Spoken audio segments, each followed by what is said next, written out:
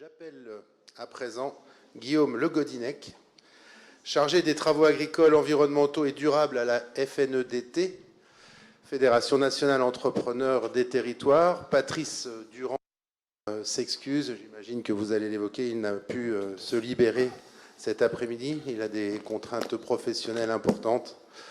Quand on est appelé au ministère, c'est difficile de se dérober. Et j'ai souhaité évoquer la question, dans le cadre de la gestion de la société, de cette question du recours aux travaux agricoles. On en a beaucoup parlé ces derniers temps, souvent plutôt en mal, on doit le reconnaître. C'est une pratique qui se développe. Je rappelle, entre 2000 et 2016, on a le nombre d'exploitations ayant recours aux entreprises de travaux agricoles a doublé. Et il n'a pas doublé que par une volonté éventuellement d'un certain nombre d'agriculteurs de ne plus exploiter à titre personnel de manière effective et permanente. Certainement, pour certains d'entre eux, c'est le cas, mais ça s'est surtout développé parce que ça répond à un certain nombre d'enjeux que les travaux de François Purcey, qui nous rejoindra tout à l'heure sur la table ronde, avaient mis en évidence. Travaux qui avaient montré, donc parus en septembre 2020 au Centre d'études prospectives, qui avaient montré les raisons pour lesquelles le recours aux ETA se développait. Et évidemment, parmi les raisons principales, la question d'une adaptation aux transitions et aux pratiques qui requièrent un matériel toujours plus performant techniquement, et également qui requiert des spécialistes. Et j'ajouterai également que les ETA se développent également parce que l'on demande beaucoup également aux agriculteurs de vendre leurs produits. Et il n'y a que 24 heures dans une journée. Et c'est très difficile d'être à la fois à la production et à la commercialisation.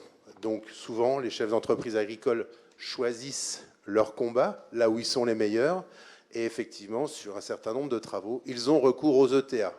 Voilà, je souhaitais rappeler ça dans un climat parfois où on entend une certaine suspicion à l'égard des ETA. Je vous laisse la parole précisément pour présenter l'utilité du recours aux ETA dans un cadre sociétaire. Voilà. Vous avez votre PowerPoint, il peut être lancé. Merci. Donc merci. Bonjour à tous. Donc Guillaume Le Godinec, je suis chargé des travaux agricoles à cette fédération qui s'appelle Entrepreneurs des territoires, qui représente 22 000 entreprises sur le territoire national. La présentation devait être assurée par mon directeur aujourd'hui, mais en effet, il fait du droit pénal cet après-midi à Place Beauvau. Donc je prends la relève.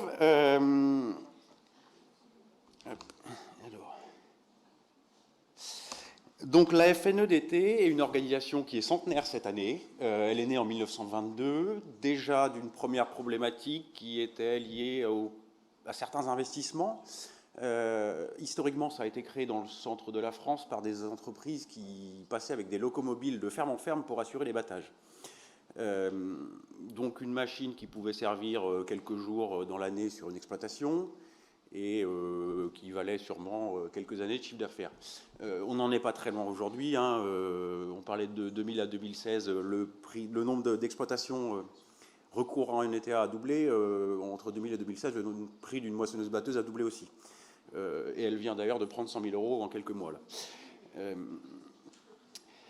Donc la FNEDT va représenter 22 000 entreprises, spécialistes de la prestation de services, c'est-à-dire qu'elles apportent un triptyque constitué par une machine généralement, un homme et une compétence, auprès d'exploitations agricoles, j'inclus là-dedans viticole, auprès de collectivités, auprès de propriétaires forestiers, parce qu'en fait, parmi ces 22 000 entreprises, on va se diviser en à peu près 13 000 entreprises de travaux agricoles, 3 4 000 entreprises de travaux ruraux, ce qu'on appelle travaux ruraux, et autant d'entreprises de travaux forestiers. Les entreprises de travaux forestiers assurent des travaux mécanisés dans ces espaces-là qui sont exploités sur le temps long, parfois plus de 100 ans entre la plantation et la récolte du bois. Donc on imagine parfaitement qu'un exploitant forestier n'a pas ni les compétences ni la volonté d'investir dans tout le machinisme spécialisé.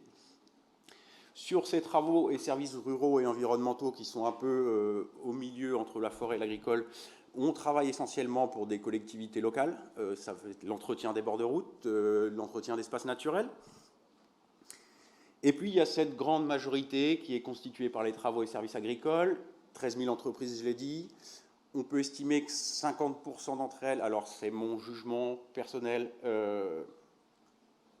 ne sont pas forcément à regarder comme des prestataires de services professionnels, parce qu'on a aussi des entreprises de travaux agricoles donc, qui sont sous le code NAF 0161Z, qui sont créées dans une optique fiscale. Et en fait, on a une partie d'entre eux, on a un tiers des entreprises, quand on les interroge au niveau national, elles déclarent un seul client.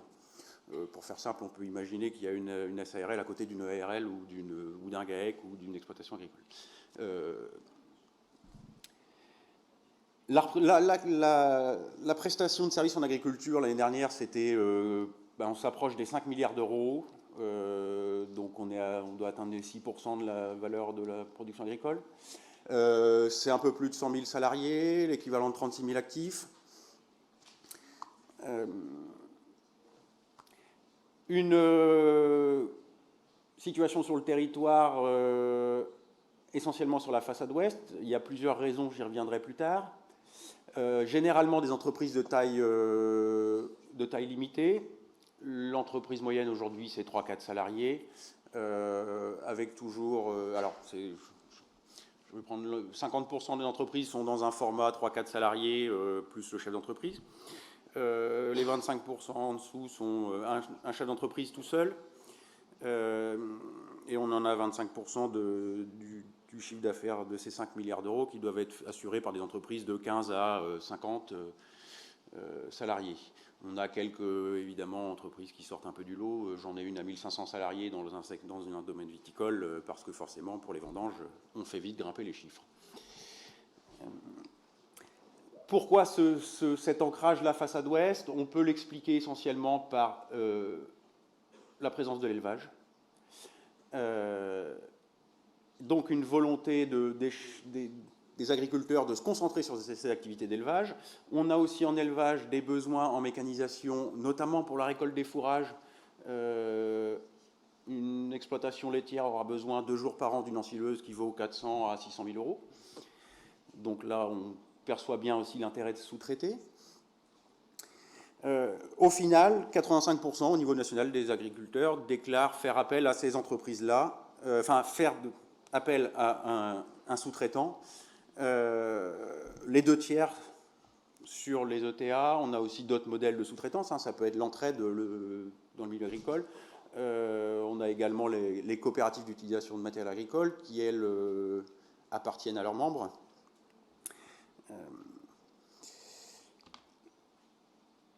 Souvent, alors, je vais peut-être revenir en arrière. L'image qu'on a de l'ETA est celle d'une entreprise qui va assurer de la récolte.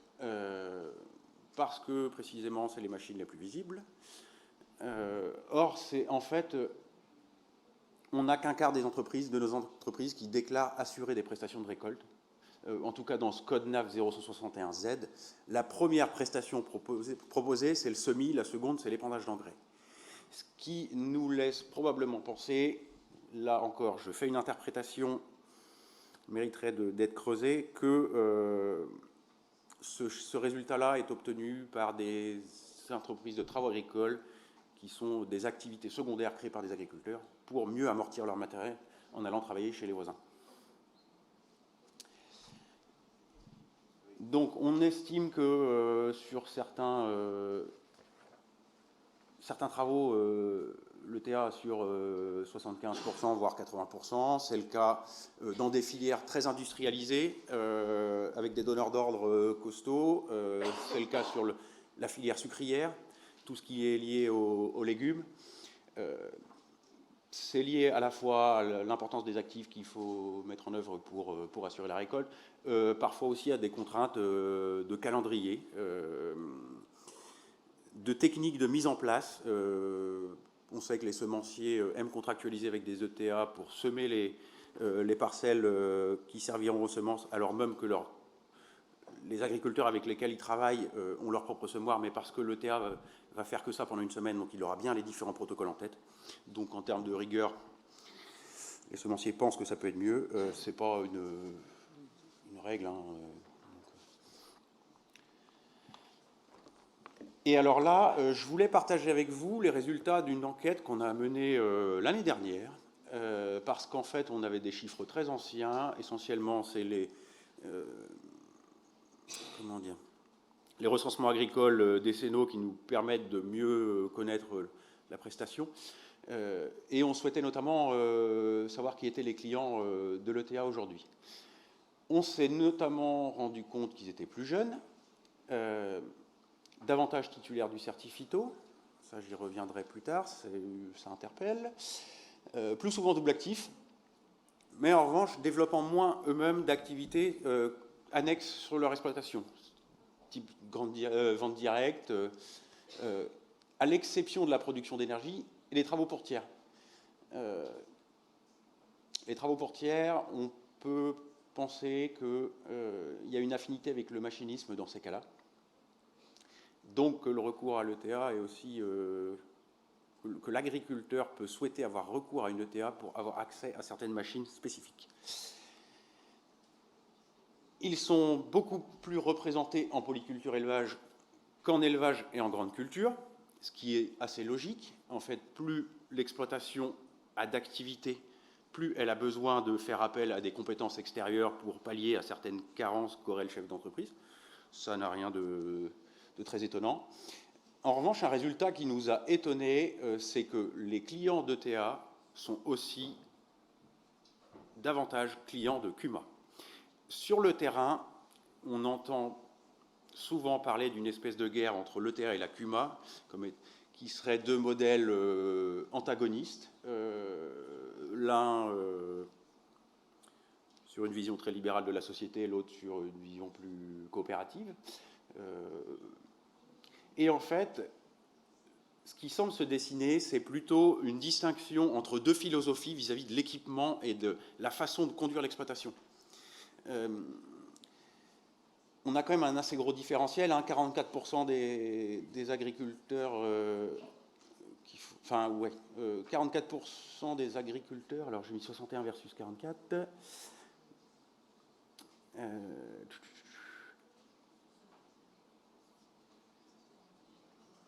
61% des clients d'ETA sont aussi adhérents de CUMA et 44% des clients d'ETA ne sont pas adhérents de CUMA. C'était ce sens-là. Donc on est en fait dans quelque chose qui peut relever à la fois de la stratégie, en tant que rôle de stratège du chef d'exploitation, de la volonté d'autonomie. Elle peut être très affirmée dans certaines régions avec des climats délicats, auquel cas, parfois, l'autonomie des moyens de production peut être totalement décorrélée de la rentabilité qu'ils retireront de ces moyens de production. Il vaut peut-être mieux, parfois, prendre une pluie sur une partie de sa récolte qu'investir plusieurs centaines de milliers d'euros dans la moissonneuse qui pourra vous permettre de la sauver une année sur 5. Et par ailleurs, je mets le poids culturel parce qu'on sait aussi dans le milieu agricole le poids que peut avoir en tant que marqueur social le tracteur ou tout autre type de machinisme en tant que représentation de la réussite économique au sein de l'entreprise. Quand on interroge les clients sur ce qui les pousse à sous-traiter, on a d'abord l'accès au matériel, ensuite le coût, le gain de temps chez 15% des sondés. On notera qu'à l'inverse, pour justifier du non-recours à l'ETA, les agriculteurs, eux, citent souvent le fait d'avoir suffisamment de main-d'œuvre sur l'exploitation. Les transmissions reprises, c'est 1,3% des sondés qui nous disent ça. La distance, 1%. Un moindre intérêt pour les travaux délégués, 0,7%. Ce 0,7%, c'est des gens qui assument ne pas vouloir y faire appel, finalement, sans être capable de le justifier. qui font preuve d'une certaine honnêteté intellectuelle. Sur les motifs qui sont invoqués pour justifier le fait de ne pas avoir recours à ce type de sous-traitant, on a très régulièrement l'aspect du coût. Personnellement, pour avoir refait des centaines de calculs sur les bases connues depuis des années, l'ETA est systématiquement en dessous en termes de coût. En revanche, là, on vient sur un domaine qui est qu'en agriculture, on compte encore très rarement la main-d'œuvre. Et quand on la compte, c'est 10 € de l'heure. Donc on a quelques différentiels. Alors à nous, organisations représentatives de cette profession-là, de faire notre boulot pour que ce soit mieux intégré. Hein. Dans ces cas-là, pas de secret. Sur les critères de choix, la disponibilité entre en premier, la compétence technique en deuxième, le type de contrat proposé, 1,3%. Chiffre à noter, parce que je vais arriver sur une activité donc pour laquelle, qui a beaucoup médiatisé l'ETA, à savoir la délégation intégrale. On a 6% des agriculteurs qui déclarent y faire appel, en tout cas sur les travaux de culture. Personnellement, je suis enfant d'un agriculteur qui faisait appel à une ETA pour de la délégation intégrale, même s'il avait toutes les machines dans sa cour. C'est seulement qu'il avait d'autres entreprises et qu'il aimait calculer et qu'il se rendait compte qu'il valait mieux laisser les machines sous le hangar. Donc voilà. Un cas un peu particulier. Il avait aussi une particularité, c'est de ne pas avoir trop de poids culturel en raison de son éducation. Donc de ne pas aimer avoir un tracteur plus gros que les autres. Ce qui est une chance. Mais ça, on n'en est pas toujours responsable. Donc on serait à 5,5% de la production brute de la ferme France. Les sources de motivation sont assez variées. Certains avançaient justement l'idée d'obtenir un délai quand un enfant dans l'exploitation est transmissible, mais un enfant n'a pas atteint l'âge, ou est encore en études. Je pense qu'on surestime un peu cet argument-là. Je vais être honnête avec vous, je pense que ce n'est pas quelque chose qu'il faut mettre en avant, même si c'est réellement... comment dire, l'argument est entendable. Toutefois, il est peut-être un peu trop mis en avant par nos entreprises pour se défendre, alors qu'il y a d'autres arguments beaucoup plus pertinents qui pourraient être poussés. Pour ce qui est de l'ETA demain, on a quasiment un cinquième des agriculteurs qui ne faisaient pas appel aux ETA, qui envisagent de le faire. Sur les raisons qui poussent à le faire, essentiellement la réduction de main-d'œuvre. Donc là, on est aujourd'hui dans une phase où on va passer de l'ETA en tant que fournisseur de mécanisation à un ETA en tant que fournisseur de travail. Je garde ce mot travail. J'ai entendu tout à l'heure dans la salle l'ETA qui fait les travaux. Une ETA fait les travaux. Une ETA n'exploite pas une exploitation agricole. On peut... Non, mais on peut en discuter. Mais la vocation d'une entreprise de travail agricole et celle que moi je prétends représenter aujourd'hui, ce sont des entreprises auxquelles on commande, qui exécutent une prestation. Je ne parle pas d'un décideur qui doit prendre en compte un contexte climatique, un terroir, un contexte climatique, pédologique et des moyens de production et trouver la cohérence entre ces trois choses-là pour obtenir une rémunération.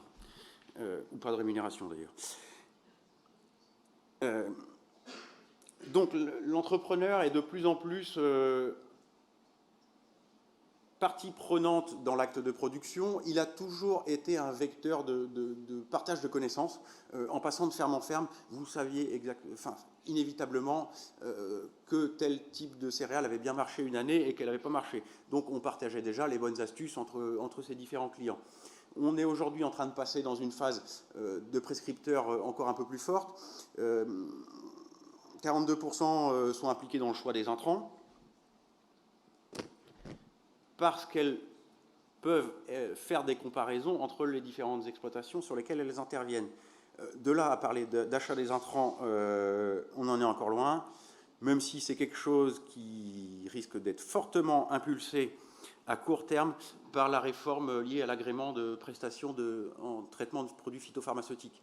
Parce qu'en fait, les agriculteurs qui voudraient sous-traiter leurs prestations de traitement phyto, sans avoir l'agrément, ou l'ensemble sans être en règle avec l'ensemble ne pas s'y former, ne pas investir dans la machine, etc.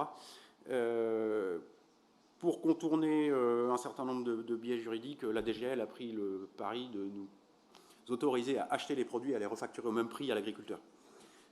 En fait, c'est pour simplifier le retrait chez les distributeurs, pour faire simple. Il faut conclure. Je vais conclure. Peut-être un chiffre.